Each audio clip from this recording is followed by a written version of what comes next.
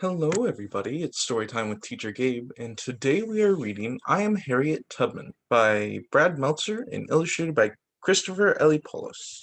Eliopoulos. I will get his name right one time. I am Harriet Tubman. Do you know what the North Star is? It's one of the brightest stars in the sky.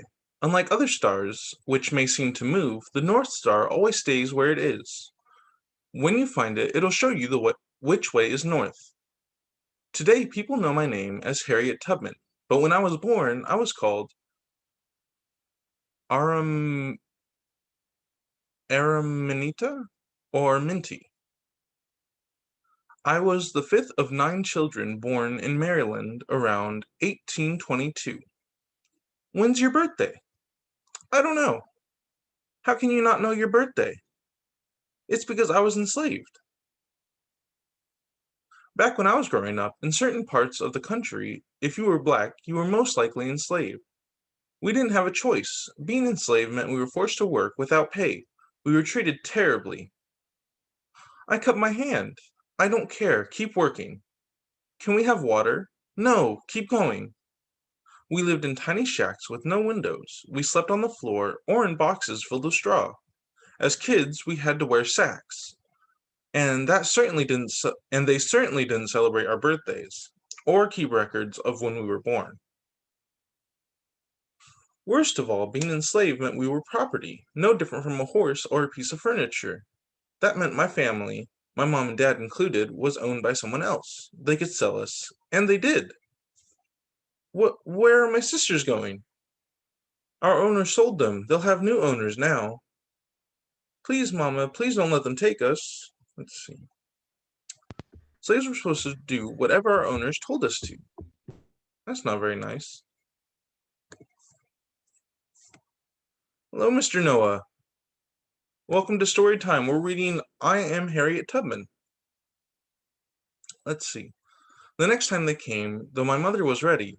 Oh, the next time they came, though, my mother was ready. Someone wanted to buy my younger brother. She had asked other slaves to help her hide my brother in the woods for nearly a month, but eventually they found him. We're here for your boy. You can't have him. What did you say? The first man that comes into my house, I will hit him square in the head. It was a powerful moment, my mother standing up to those men. Was it dangerous? Definitely. But it was right. After that, they didn't sell my brother. As early as I can remember, I loved listening to my mother tell stories. She taught me some of life's most important lessons. Being enslaved, it was against the law for us to read or write, but she told me stories from the Bible, including the tale of Moses. He was the leader of the Israelites. He led them out of slavery to freedom. Freedom from slavery, huh? I like this story. When I was around 6 years old, it was my turn to start working. I still lived with my family, but my owners hired me out to another farm. See that water? We set traps for muskrats in there. Get in and see if we caught any. But the water's freezing. You're talking back to me? You get in that water or else.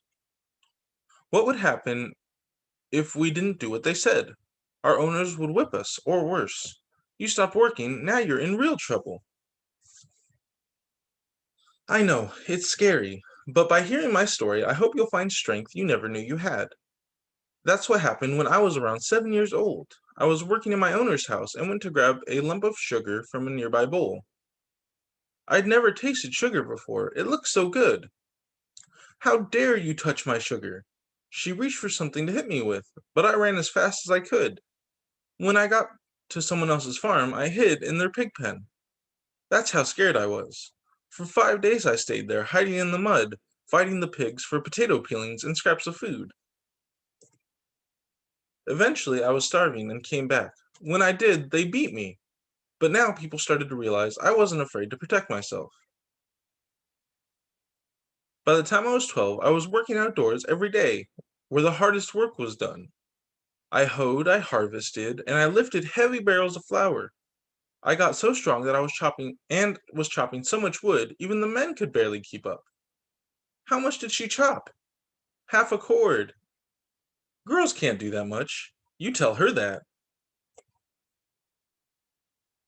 Working in the fields gave me more than physical strength. It gave me time to learn from other enslaved people, time to consider new ideas. Did you hear? Three slaves escaped from the Broads plantation. Escaped? They went up north, out of Maryland, where slavery is illegal. Up there, everyone is free, just like we should be. During that time, I spent many nights looking at the sky. My father was the one who taught me about the North Star. It always points north.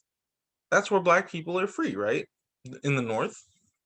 Exactly. Follow the North Star and you'll always know you're headed in the right direction. Since slavery was so terrible, you may be wondering why we didn't all run. It was nearly impossible. One night, while doing errands at a nearby store, I saw an enslaved man who had left his farm without permission. Grab him! He belongs to me! I could have stopped that man from running, but I refused to. Enraged, a supervisor from the farm picked up a heavy weight, aiming for the slave. It hit me instead, hard. I got knocked out. It was an injury that forever changed my life. Since I didn't die, I decided God had a plan for me, and was guiding and protecting me. After my injury, I started having vivid dreams. I'd be flying like a bird over fields and towns, over rivers and mountains. In the air, I'd reach a great fence, and on the other side would be a beautiful field. But each time, no matter how hard I tried, I could never get over that line. When I was around 22, I got married and got rid of my childhood name. Now I was Harriet Tubman. Soon after, I found out that I was about to be sold. What should we do, Harriet? Our new owner may be even meaner than this one. Someone else who could take me from my family and hurt me? I knew there was only one choice. I must escape. My brothers and I planned to escape, but they got scared and turned back, so I went all by myself. I traveled by night following the North Star, just like my father had taught me. This is the way. It'll always lead me right. I stayed in houses of people who wanted to help us find freedom. There are slave hunters all over. Wear these men's clothes so no one will recognize you. You're saving my life. I was now traveling on what was called the Underground Railroad. It wasn't a real railroad. It didn't have tracks or train cars, and it didn't go underground. It was people who didn't like slavery secretly helping people escape from slavery. But it did have special stations, safe hiding places run by black and white helpers we called conductors. It even had its own signals. The password for the next safe house is a hoot sound like an owl. Use that and they'll give you a place to sleep. Thank you for protecting me. On the Underground Railroad, we were safe.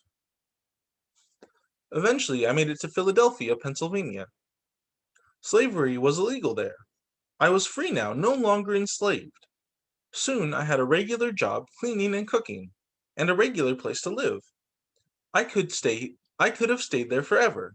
But then I got news from where I used to live in Maryland. One of your nieces and her family, they're about to be sold to a new owner. What should we do? The answer was obvious. I need to go back to help them escape too. That's exactly what I did. A year after I escaped, I snuck back into Maryland. Thanks to my own trip on the Underground Railroad, I knew people who would help us. We can hide them in there. When it's dark, we'll sneak them onto a boat and get them out of the state. Harriet, you sure this is smart? If you get caught helping them, they'll sell you back into slavery. You'll lose your freedom and everything you have. No question, it wasn't safe, but it was right. In a daring escape, we snuck my niece and her family to the closest city, Baltimore, Maryland. Follow me. Then out of the state to Philadelphia. So we're free now? We're not slaves anymore? You're free. They were the first people I rescued, but they certainly weren't the last. On my next trip back to Maryland, I helped free my youngest brother, whose name was Moses, as well as two other men. The way you're leading people to freedom, you sure I'm the one who should be called Moses? After that, I made another rescue trip, and another. I rescued family and friends. On the Underground Railroad, we used hiding places like attics, potato cellars, and barns. Some folks even built secret tunnels and hidden rooms like a fake closet. In here, you'll be safe. Come on, follow me. I also continued wearing disguises. Why are you dressed like an old lady? So no one will recognize me. Put this on. We're going to get you out of here. Follow me. That woman, she's saving our lives. With each trip, our Underground Railroad helped more slaves escape. Soon they started calling me the Moses of my people. Now she's the one who's leading us to freedom. It took a lot of help from other members of the Underground Railroad, like John Brown, another great leader who fought so that black people could be free. I was so impressed with Harriet's skills and bravery, I started calling her General Tubman. To stay out of sight, I traveled by night, sticking to the back roads. I also made many of my trips in the winter, when people wouldn't be outside their homes. Occasionally, it was hard to walk over the mountain passes. Even the bigger and supposedly stronger men would want to stop. You sure it's safe? It looks deep. This water's cold, but you'll make it. Now hurry before anyone sees us. Follow me. I always kept them going, leading the way. On this particular night, we ran out of money, but I was so committed to keep everyone safe that I gave away some of my own clothing, including my underwear, to pay for this place where we slept. On another trip to buy some live chickens, I spotted one of my old masters, someone I used to work for when I was enslaved. As he came near me, I pulled a string around the chicken legs to make them flap and scream. He was so distracted by the noise, he never realized that he was this close to catching me. Over 11 years, I went back to Maryland 13 times, personally freeing around 70 people. To keep them safe, I led many of them to Canada, which is where I brought 5 of my siblings, my niece, and even my own parents. My family had been separated for nearly 7 years. The more I fought against slavery, the more I realized that the only way to win was to end slavery itself. That chance came as the Civil War began. The northern part of the country wants to stop slavery, and the South wants to keep it. At first, I took care of wounded soldiers, but soon my best talents were put to use. This is Secretary of War Edwin Stanton. Look at this information she has collected. Harriet Tubman and her spy ring are remarkable. Soon after, I became the first American woman to ever lead an armed raid into enemy territory. With the information we found, we successfully fought the Southern soldiers. Most important, we proved that black people could serve in the military just as well as white people. As a master spy for the North, I led groups of scouts into South Carolina to scope out what the other side was doing. Follow me! Eventually, the North won the Civil War and slavery ended. But that didn't mean my battles were over. I became a community activist, then traveled around the country talking about injustice. Did you know that after the Civil War, black soldiers were still paid less than white soldiers? They even sent us to different hospitals and made us pay for our own uniforms. That's not fair. After the war, I was so poor I had to burn pieces of my fence for firewood. But as always, I kept battling, helping those who needed it. Harriet, you have no money. Why are you inviting people into your home? They have no place to go. How can I turn them away? You're safe now, folks. Follow me. When I was nearly 90 years old, my dream of helping others grew even bigger as I established a new home in Auburn, New York, for poor, old, and sick African Americans. We'll take care of you here.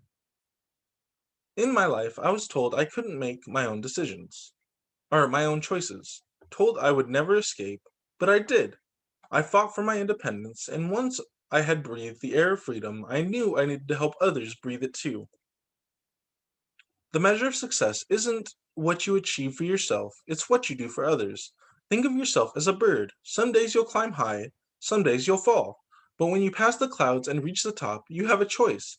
You can stay up there and enjoy the view, or you can go back down. and bring others up to join you.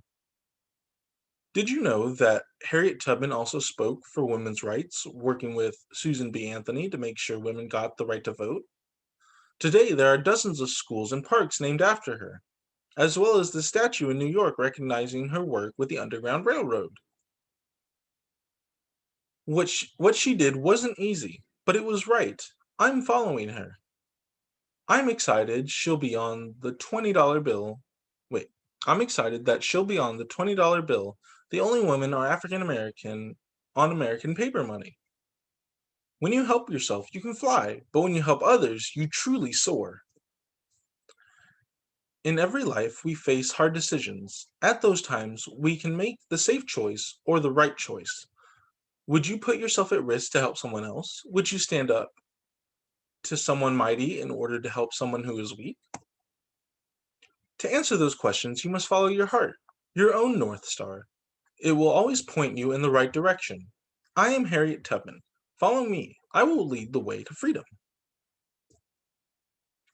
I was the conduct I was the conductor of the Underground Railroad for 8 years, and I can say what most conductors can't say.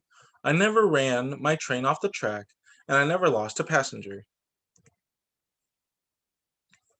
All right, and that was I am Harriet Tubman. All right, and that was my story for the day. Thank you guys for reading with me. I hope you guys have a good day.